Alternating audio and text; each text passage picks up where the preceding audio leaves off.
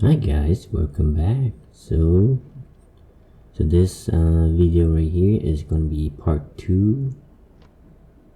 So if you do not watch part 1 yet, so I highly recommend you to check out my channel on the playlist.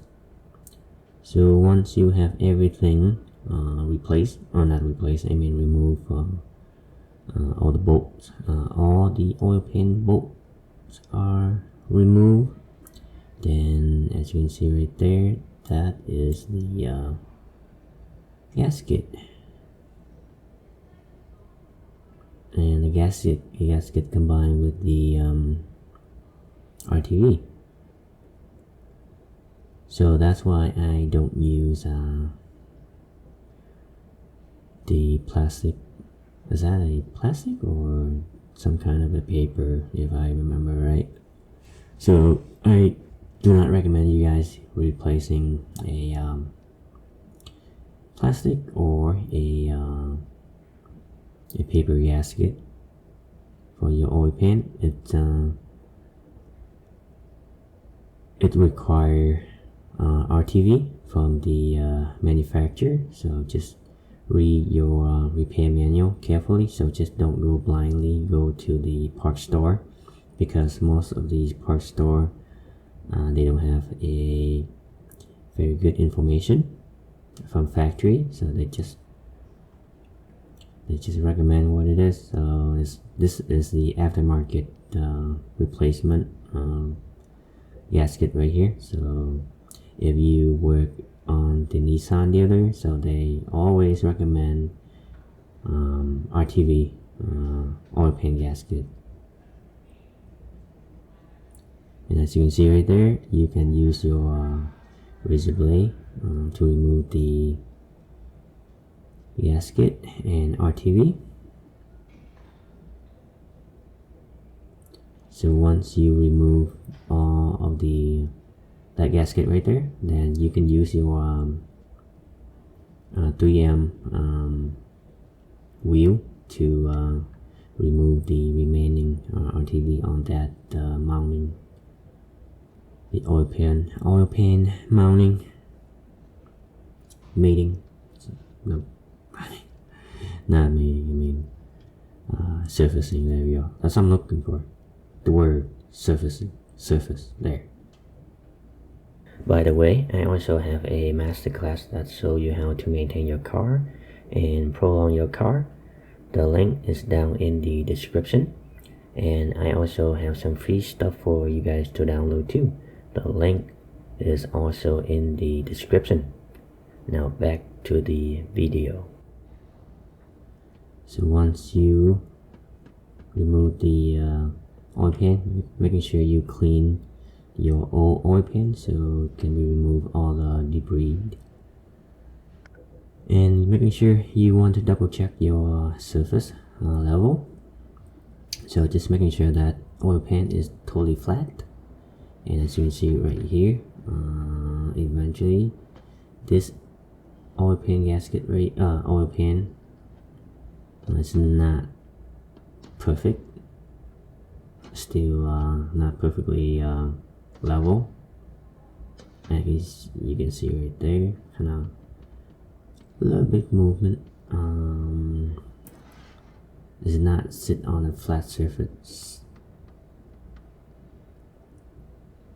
I think that's the reason why. I think that is the reason too, because the oil to leak out the seal, and because you don't have any true surface, the flat surface on the oil pan. So the simply way to fix it is just on that device right there, I have a flat surface, so just try to hammer that oil pan lightly but not too much, making sure you have something like that paper towel right there, so it protects the surface of the oil pan, so you don't create more scratch on your oil pan. That's where they meet the engine surface.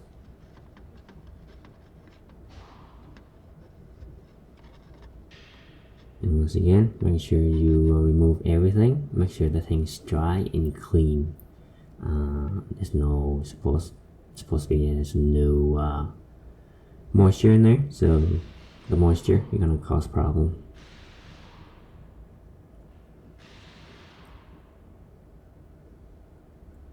And as you can see right there, I checked the surface to making sure everything is perfectly straight, not like perfectly, just eyeball it.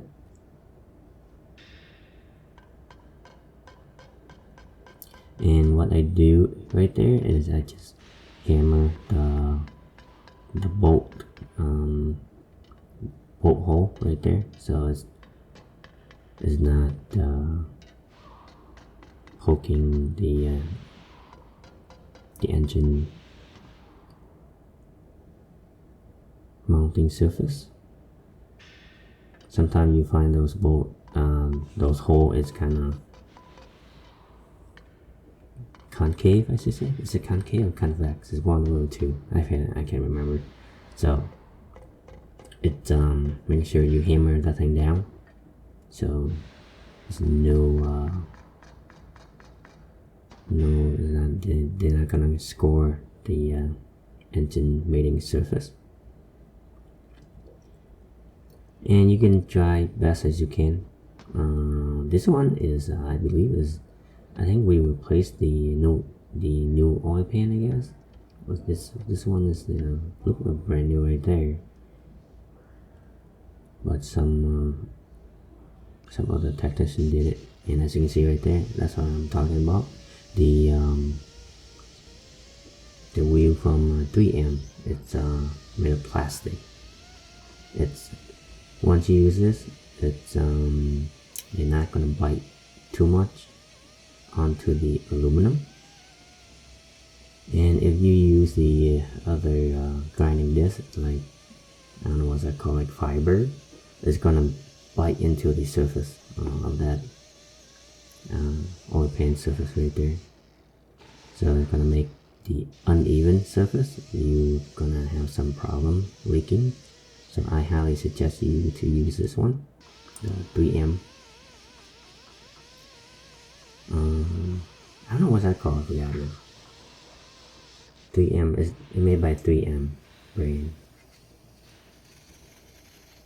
So once you clean everything, RTV, and make sure you clean your that surface right there. As you can see, oil starts dripping down also. So making sure you wipe the excess, the brake cleaner still dripping. So you're gonna let that thing sit for a while, like 5 minutes or so. Then you're gonna see oil gonna eventually drip down more. Then I'm gonna show you how to prevent that. Once everything done and you have your RTV right here. So this one is kind of tricky. I usually put a bead on the center, and there is a approximately 1/4 side of belay right there, as you can see. So this one is an RTV gray RTV. It has more heat resistant. So don't use your black RTV. So black RTV, they don't have high temperature resistant.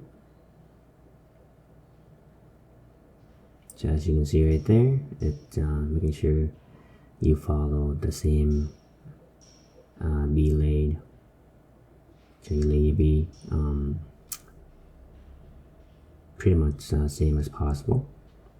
And once you're done with that, then you're going to clean this surface once more. So once you have everything cleaned up and there's no oil dripping, because once the oil dripping on the RTV, it's going to cause more leak because they do not have a perfect seal.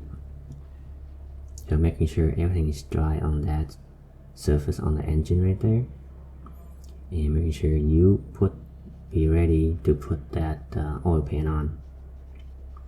quick as possible because you don't want the oil to drip down. Alright, here we go.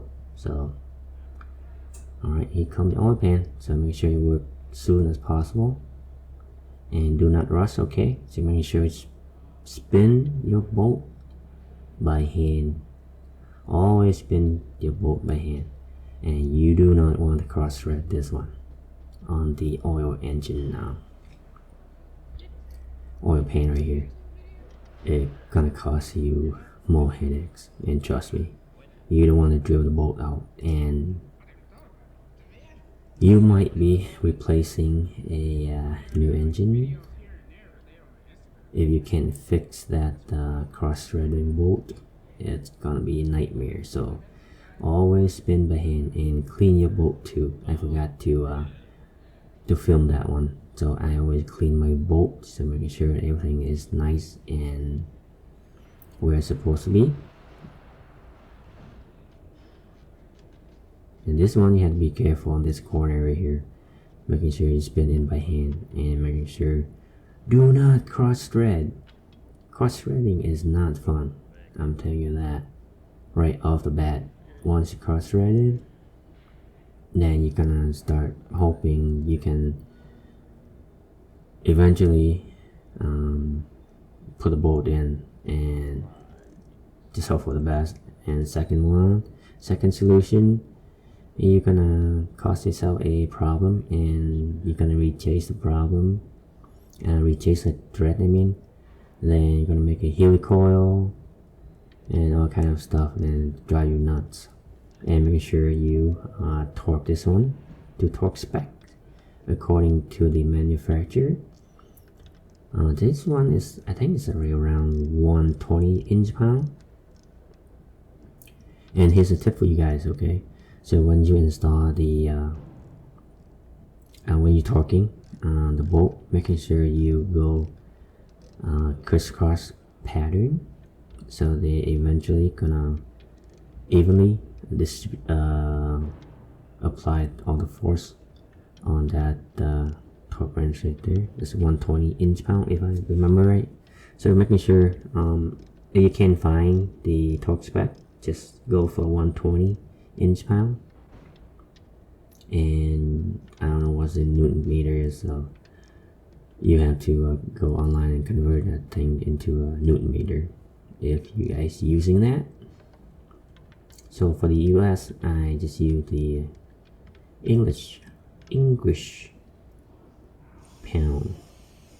And once again, you want to clean off any debris and making sure you let that thing sit for at least 15 minutes or 20 minutes to cure that thing before you pour new oil in.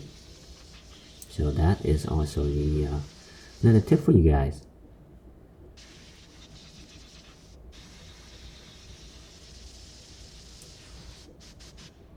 And make sure you clean around the bolt so it doesn't, when you run the engine, so it doesn't you know when the oil leak come from. Alright, so making sure you left that RTV sit for half an hour if you want, or 20 minutes. Then you're gonna pour your oil in according to how many quarts this one takes, according to your manufacturer. I think this one is 4.5. It's a Nissan, so it's very common. So Nissan V6 300 twin cam, 24 valves. Alright, so once the oil is in the engine, making sure you start it and let it run for a while, then check for leaks. So as you can see right there, it's no leaks found. So make sure you run that engine at least 15 minutes or half an hour, and there it is, and we solved the problem. Well, And I hope you enjoyed the video, my friend, and I will see you next time. And don't forget to subscribe to my channel. It really helped me out. Alright, Luke is out. Peace.